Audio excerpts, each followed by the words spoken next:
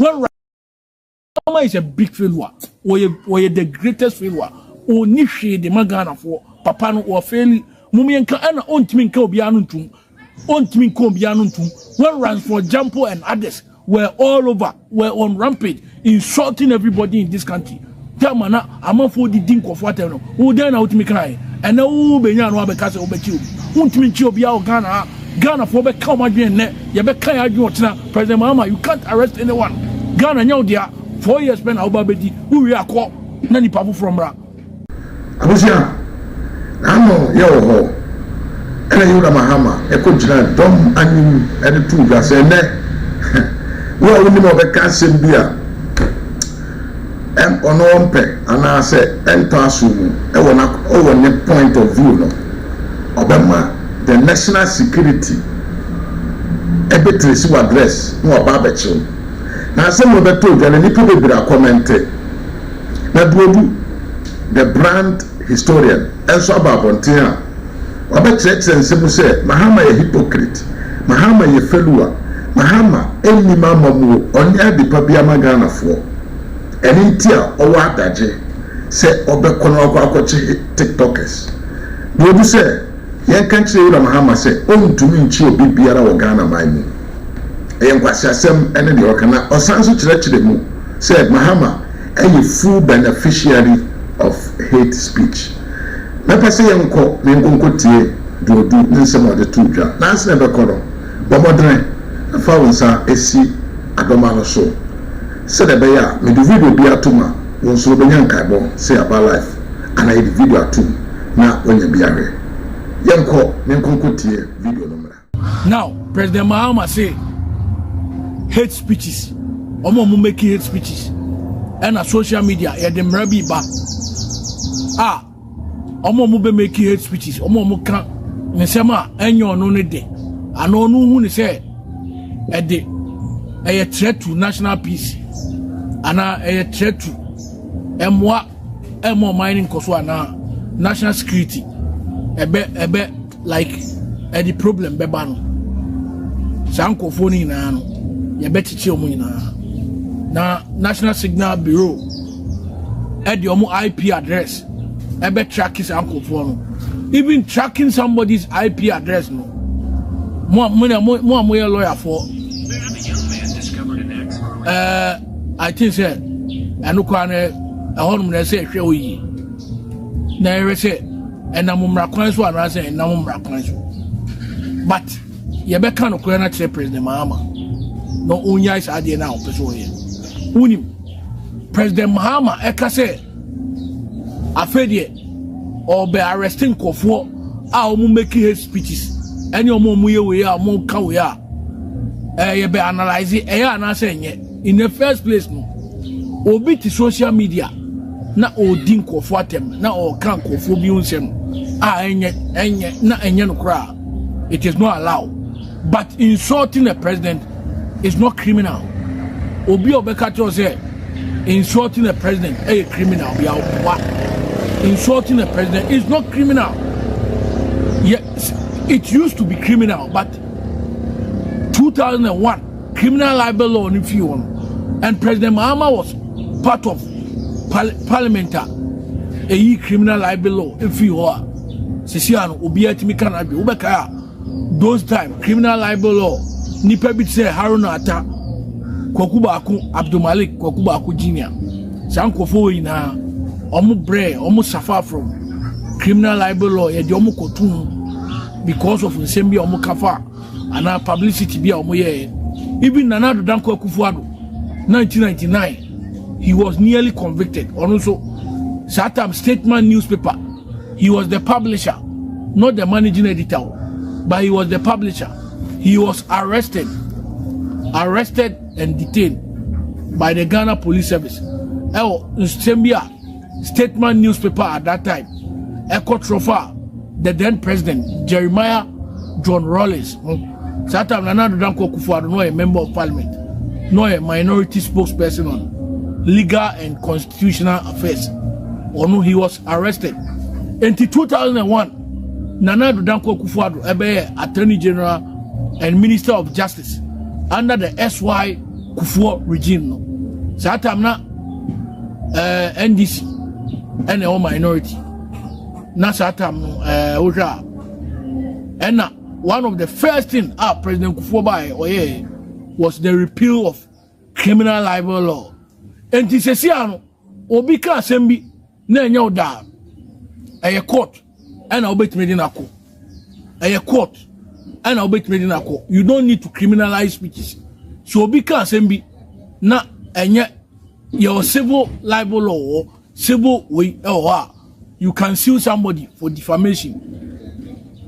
And I know be share ade bi say hate speeches. So a political party are benefiting from hate speeches. And I hope a president are benefiting from hate speeches. There is no political party are benefiting from hate speeches than NDC and President Mahama. President Mahama and the NDC. Omo a beneficiary of hate speeches. Open nipa omo think of what them Ghana NDC. Mama starting fee 2000 more. Obekaya 2005 NDC for any nipebia Kosi Pratt any pennyphobi and no idea man bo amako NDC no mo okobia your friend CJ ni forming in a committee for joint action but we try to shorter CJ omo ko organize demonstration bia no mo friend wahala no omo ye the 10th March 2005 and end obi atem ye matured presentation Sena Emmanuel Okubadu kai oku mamichia obia and a matured presentation 10th March 2005 and a John Mahama Satam no CJ no omu ina obio and a former President Rollins ojina oka say Kufuor nie atai nie Satam na atai obeka atai 28 February 2005 and a coaching with libel say were one of the notorious armed robbers almost terrorizing a man for ye didn't call the Shahom Kotu Rollins ejina offer Kufuor atai Mahama me condemn Sata Mahama no a minority spokesperson on foreign affairs Obeka 2005 Tama Kwadwo Baharedu a finance minister or the budget echo parliament ye ready budget ni no na your MPB Kufuor at the time kra obeye Goil Ghana Oil omusiyo a friend Osei Kwame Prempeh no a member of parliament for Nsuta Kwamai Beposo ena obeka say now the budget amendment is on the floor. President Mahama ebe train say papa ni ntibrofo na asantifo omo R ni omo L enye papa nti asantifo ntibrofo nti papa ni ka fro nti fro no onsesa no ema ebe nsmp nti President Mahama de open nipa odi nipa ofel na oye tribalistic na o make his speeches. There is no politician in Ghana what benefit no asa a victim of hate speeches as in John Dramani Mahama.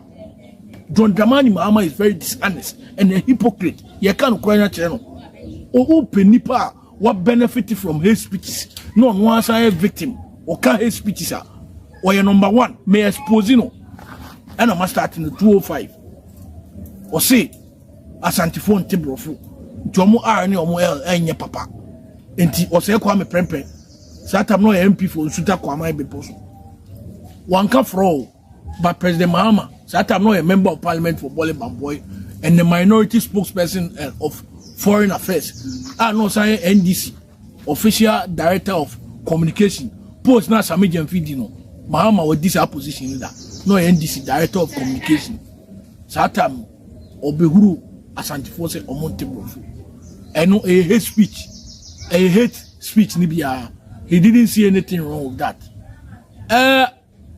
Obeka Nana Kufuor ebe flag bearer ade a NDC for the tone so say oye koke oye koke wonum wi oye say fifi kwete ebe twan tro say Nana Kufuor ama ya bu NDC nibi ochebi ama ya papa no ni nan na say why cripple ama 2009 attaching Sata Mobeka attaching vetting committee attaching proven wrong say nipa no mo kan no oye chairman GPRT for chairman e otafo a onye cripple bibia anto ne but NDC for this idea politics.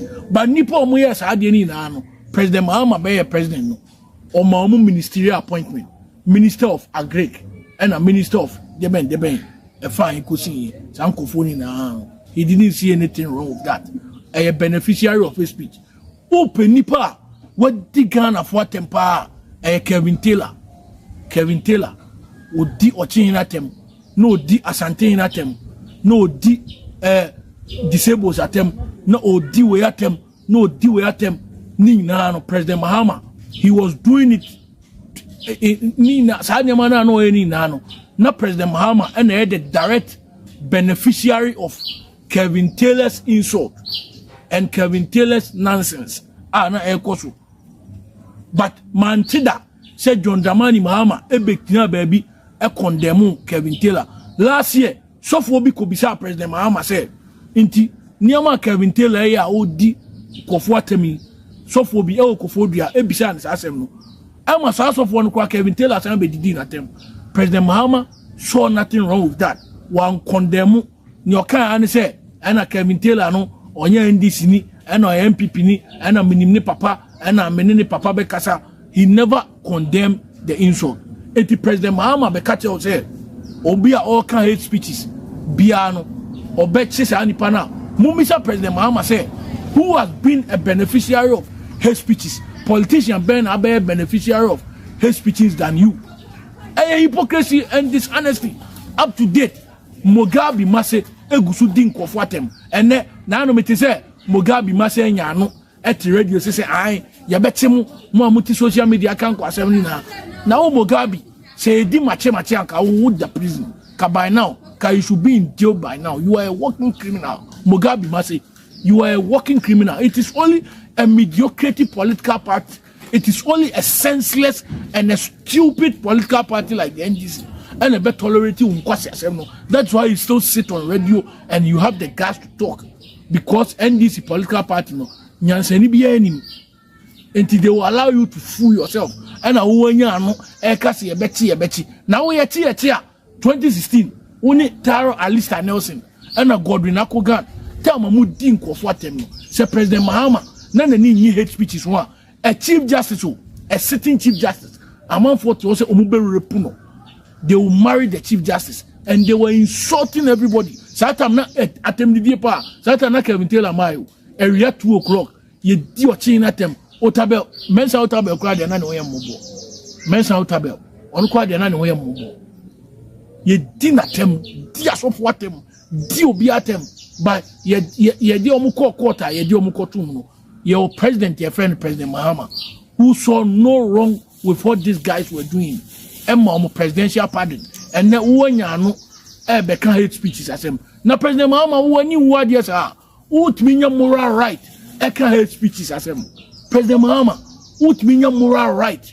Can hate speeches as him. Now one I think of what I'm saying. We are vice president. You describe a whole minority group as baloney in 2020. O friend Martin Amidou stupid. O say Martin Amidou stupid. That stupid special prosecutor.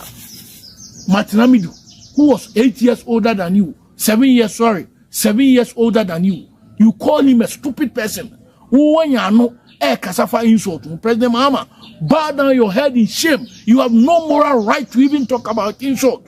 Because what the attempt to be out Ghana. I man for say, Kenya Japan, the attempt and a Kenya Japan. Wakase and a Kenya Japan, Wakase Masa, say a can crepa near Shah. President Mahama started it. Nipo the insult about politics, President Mahama. President Mahama, one of the insult, politics of insult about Ghana politics. President Mahama is the father of politics of insult in Ghana's politics. President Mahama, were the father of politics of insult in Ghana's politics. Namu can create. Mun kan kure ana mutiwana Kevin Taylor memenyanhwe but because I criticize President Mahama obedidi matem eken kwasesem bebre and then these guys were happy. They were sharing the video and also commenting and insulting me. But me and this ni biya me nyame ya cause and this ni biya no me I have my own reservation about people who belongs to that party and this ni di matem ya chena me sa ana Ubekaya, 2023 President Kufuor no a sitting president and a man for be say omo organize demonstration omo to nidin occupy Julobi menyan kran o but minian mon cry for aka tell me say ye ka say obi e julo a or ye kronfo bi e ba kronfo ba Julobi kronfo ba occupy Julobi ye ko occupy kronfo ba no president a sitting president o baby anot almost Jubilee House, no friend Jubilee House, almost friend Julobi, and those people were affiliate and surrogate of John Dramani Mahama. He stand to benefit from whatever these people were doing. He saw nothing wrong with that. He did not condemn. One can't almost say, and baby, I need to see a Julobino, and I want to Julobi who is now saying at Jubilee House. This is hypocrisy from the NDC, but because MPP is also a weak opposition, MPP is fighting itself. That is why NDC have gotten the nerve. But gradually, voice of conscience is speaking now. Gradually, NDC is gradually losing its popularity. President Mahama onimchia onchi onwano non-think and Obiano or Beka Obiano tomb. Ghanaians should never keep quiet. Send a Ghana for one tomb under 8 years of Ekufuado's regime. San Obian Kananun tomb under 4 years of Mahama's regime. Mupa, Mupa, even you can even bring back the criminal libel law. People will still speak. People will still express themselves. Tamana Trini Jonas, didn't comfort them. President Mahama, you were here. Did you saw anything wrong? Have you ever condemned someone who was insulting your predecessor? In 2024, Dela Edem, Obedidi President Kufuor say, or you disabled, 18 years, Sanegu, Muno. Did President Oba unprovoked attack? Na President Kufuor and Dela Edem, Yaman appointment. Baumia, Sami Jemfit Mijna, no friend of Baulaya. Now no metize, and this for say, Adan a fancy comedy. Baumia ko heleno and a Baumia ebon mo fa mo kwasa sem fi onko Sami Jemfi otmi gina no afre Baumia Baulaya. President Mahama saw nothing wrong with them. He has never called Sami Jemfi to order. I didn't offer Papa no Baulaya. Nidin Baumia no ni asisano I ne Baulaya. And then I don't know a gold board it's a gold board who say Galamsey board who say then I don't know how you. So President Mahama moral right ben or to even talk about insult and to even talk about hate speeches. He should bow down his head in shame. President Mahama, you have no moral right to arrest anyone. You can't arrest anyone because you are the greatest beneficiary of insult and you are the father of politics of insult in Ghana's politics. You and your antecedents. And you won't mean Obia or Ghana for more Bians or Bian Canading idea cosune when you want. Insulting the president is never a criminal.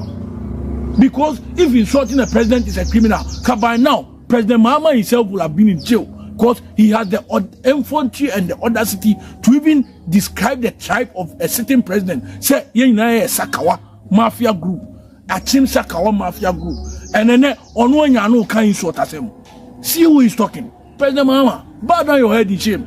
You are ashamed. You are a shameful shamako. Young kind of crying jail. What minyano say and I'll be omo making his speeches omo didn't comfort President Mahama de ka utem de yo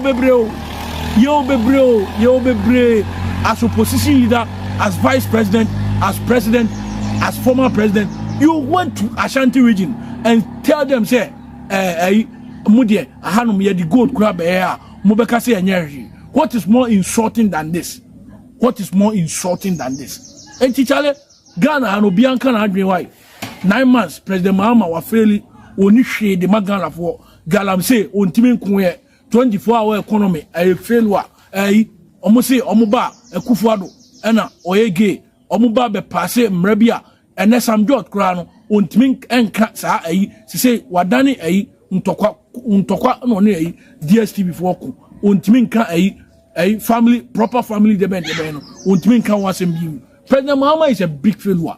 Or the greatest failure. Or niche the Magana for Papano or fairly Mumianka and on Timinko Bianuntum. On Timinko Bianuntum. When runs for Jampo and others were all over, were on rampage, insulting everybody in this country.